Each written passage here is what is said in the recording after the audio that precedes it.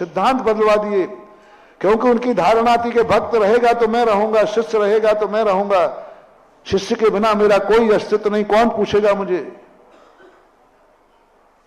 तो वो सब शिथिलाचार देते गए। बौद्धों के यहां यही हुआ।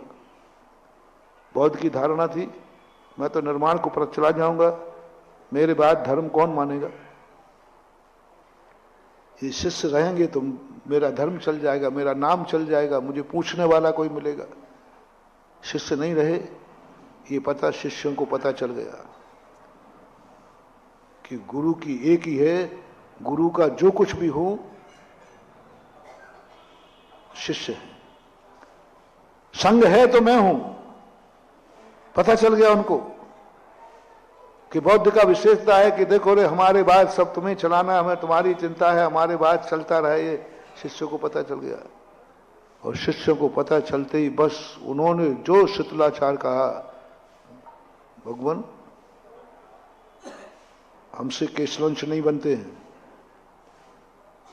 हम केसलंच नहीं कर सकेंगे, यदि आप छूट नहीं देते हो तो मैं शिष्यत्व छोड़ता हूं।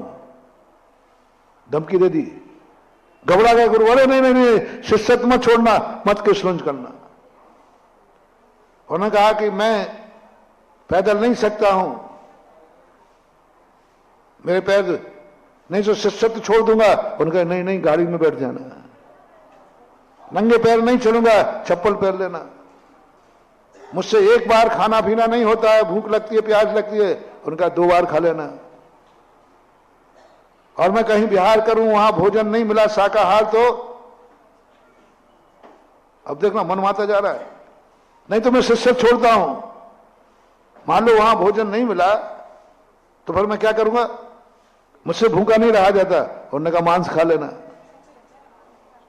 यानी जो शिष्य कहता गया, हीयमान और वर्धमान इसलिए चले उनके। जो शिष्य कहता गया सब मानते गए, सब मानते गए, क्योंकि उनको मालूम चल गया, शिष्य को मालूम चल गया कि गुरु की सत्ता मेरे अधीन है। गुरुओं को कभी भी अपनी जिंदगी का कभी शिष्यों के आश्रित नहीं होना। और यही स्वामी महावीर स्वामी के साथ हुआ, क्योंकि खरबूजों को देख के खरबूजा रंग बदलता है। हाँ, शिष्य खतरनाक होते हैं। शिष्य ने सोचा कि देखो, और उनमें मिलते मिलते रहते हैं, क्यों भैया आजकल क्या, अरे हमने एक धमकी दी भगवान को, कैसा करते हो नहीं तो मैं तुम्हें छोड़ता हूं। तो सब मानते गए।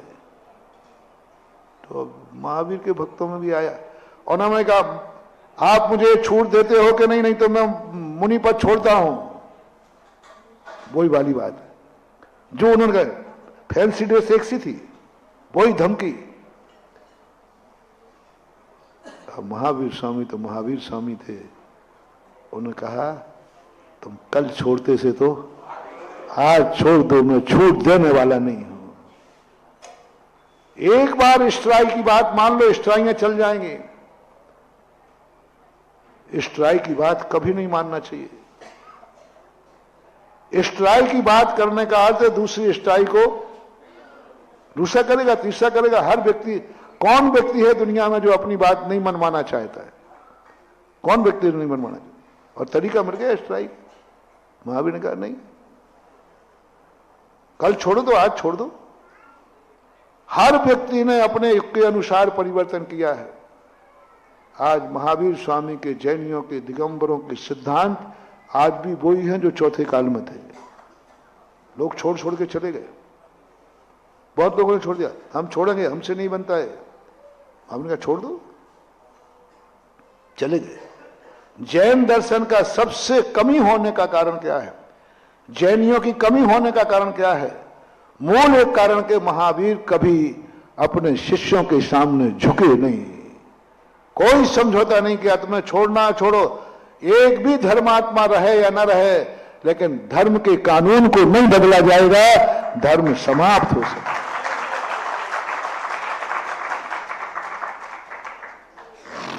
मैं कहता हूं जैन दर्शन वो तर्कपूर्ण साइंस दर्शन है। यदि जैन दर्शन में महावीर स्वामी या कुंद कुंद आचार्य थोड़ी सी आपके अनुसार छूट देते जाए, जो आप मांगो वो छूट देते जाए, तो मैं कहता हूं सारे विश्व में जैन धर्म का राज होगा। आपने कहा साहब शराब की छूट दे दो, ठीक है बेटा, मान सब छूट देते जाओ, तो नाम तो रह जाएगा लेकिन धर्म खत्म हो जाएगा। हो सकता है, लेकिन कुंद कुंद भगवान के सामने प्रसंग आया, भद्रबाहु स्वामी के सामने प्रसंग आया, जब शिष्यों जो यहां का परिकर था 12,000 साधु पतित को प्राप्त हो गए। उन्होंने गुरु के पास कहा, विशाखाचार्य के पास, कि आप अब ये कलयुग है, इसमें आपको छूट देना पड़ेगी, कपड़े पहनने की छूट देना पड़ेगी, बार बार खाने की छूट देना पड़ेगी, बहुत छूट मांगी। विशाखाचार्य ने कहा यदि छूट दे देते तो आज दिगंबर जैन धर्म के 2 टुकड़े नहीं होते। छूट दे देते तो दिगंबर जैन धर्म के 2 टुकड़े नहीं होते।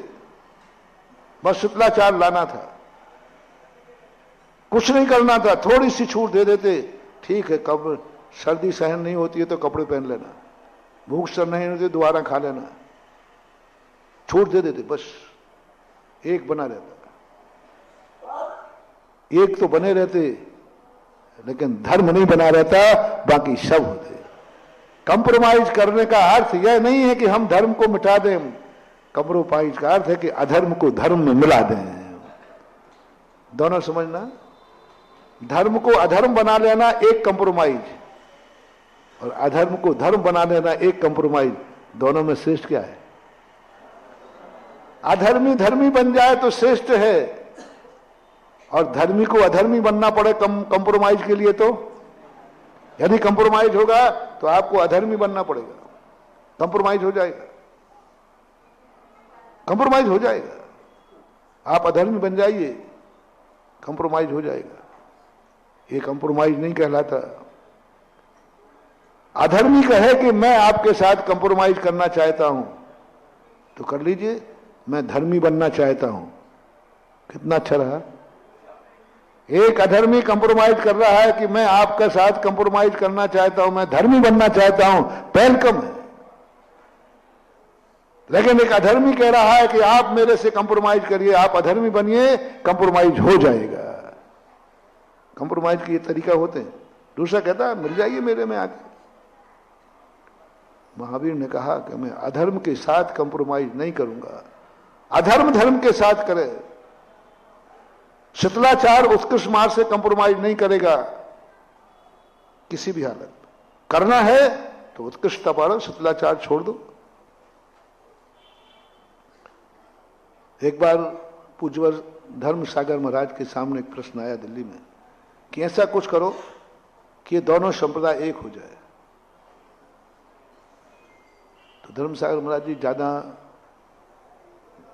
प्रवचन वगैरह ज्यादा पढ़े लिखे ज्यादा उतना नहीं करते थे, लेकिन बहुत ज्ञान था उनको, अनुभव का बहुत ज्ञान। उन्होंने कहा भैया हम ज्यादा तो जानते नहीं, कंप्रोमाइज के 2 तरीके हैं। हम दिगंबर हैं, तुम कपड़े वाले हो,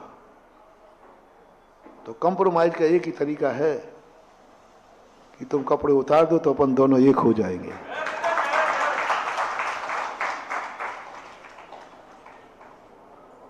और यह दूसरा तरीका है कि हम कपड़े पहन ले। कंप्रोमाइज तो ही बनेगा, दोनों एक हो जाएंगे। हम कपड़े पहन ले या तुम कपड़े उतार दो। और एक तरीका और है, आधे तुम उतार दो आधे हम पहने ले रहे हैं, 50-50 50-50। ऐसे कहते ना आप लोग, भाई थोड़ा तू भी झुक जा थोड़ा।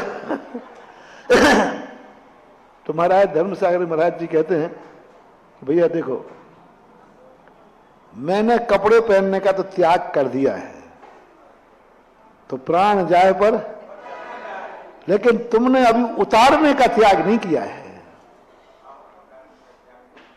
तुमने उतारने का त्याग नहीं किया, क्योंकि नहाते समय पहनते समय उतारते तो हो ही। यदि तुमने ये नियम लिया हो, वहां भी नियम नहीं होता मैं अपनी जिंदगी में कभी कपड़े उतारूंगा नहीं, ऐसा नियम लिया जाता है क्या? होता ही नहीं नियम। मैं कभी जिंदगी में कपड़े उतारूंगा नहीं, ऐसा कोई नियम नहीं होता। लेकिन ये नियम तो होता है कि मैं जिंदगी में कभी कपड़े पहनूंगा नहीं। तो तुमने ये नियम दिया है क्या कि मैं जिंदगी में कभी कपड़े उतारूंगा नहीं? तो उन्होंने कहा नहीं, ये नियम तो नहीं है, कपड़े बदलता भी हूं उतारने ही पड़ते कपड़े, एक दो बार तो उतरते ही। तो बोले ये तो नहीं है नियम। तो भैया मेरे तो पहनने का नियम है, तो मुझे भ्रष्ट क्यों कर रहे हो? तुम्हारे उतारने का नियम नहीं है, उतार देना है, अपन दोनों एक हो जाए। और आधे आधे का मामला है, उसमें भी तुम्हारा तो भला है, हमारा तो भ्रष्ट होना पड़ेगा, आधा स्वीकार करना पड़ेगा। कितना बढ़िया जवाब था। जैन दर्शन में नहीं, कोई कंप्रोमाइज नहीं, दो नहीं तीन टुकड़े हो जाए, कंप्रोमाइज का कोई। और कंप्रोमाइज धर्म से करूंगा मैं। और कुंद भगवान के सामने समस्या थी कि देखो कुंद भगवान, कुछ परिस्थितियां ऐसी हैं, पंचम काल है, संगठन की हीनता है, आप कुछ छूट दे दीजिए तो आपका शिष्य परिकर बढ़ जाएगा, अनुयायी बढ़ जाएंगे। कुंद स्वामी ने कहा नहीं, बालोवा बुड्ढोवा पुनः ज्ञानोवा, ये शर्त और लगा दी। बालक हो, नहीं छोटों को तो कोई छूट रहे, अब छोटा महाराज है तो थोड़ा सा उसको तो ज्यादा नहीं, गर्मी के दोपहर में थोड़ा सिकंजी फकंजी की थोड़ी थोड़ी, बालक है ना, छोटी उम्र का मुनि बन गया तो शाम को थोड़ा बहुत तो पानी मानी की छूट, तो ठंड के समय में ज्यादा नहीं, जब ठंड लगे तो एक आध रजाई की। और बूढ़ा है ना, बूढ़ा, क्योंकि बूढ़े को ठंड ज्यादा लगे, ठंड के संबंध में आता है ना, ठंड कहती है बच्चों से मैं बोलूं नहीं, जवान मेरे भाई, बूढ़ों को हम छोड़े नहीं, चाहे ओढ़ ले रजाई तो बूढ़ों को तो रजाई दे दी जाए, नहीं बीमारी में थोड़ी छूट दे दे, बीमारी नहीं, बालोवा बुड्ढोवा पुनः ज्ञानोवा, चाहे बालक हो, चाहे वृद्ध हो, चाहे ज्ञान हो, इसमें मूलच्छेदो न हवदि, मूल गुणों में कभी भी निषेध नहीं किया जाता, विधान नहीं किया जाएगा। तुम्हें ग्रहण करना पड़ा तो प्रायश्चित करो प्रायश्चित का प्रावधान है, प्रतिगुण का, लेकिन मूल गुण में सुधार दिया जाए ये नहीं हुआ, नहीं हुआ। और बाकी सब जगह देखो, इसलिए गृहस्थी में भी लगाते जाना, मोक्ष मार्ग में भी लगाते जाना, कभी अपनी जिंदगी को पराधीन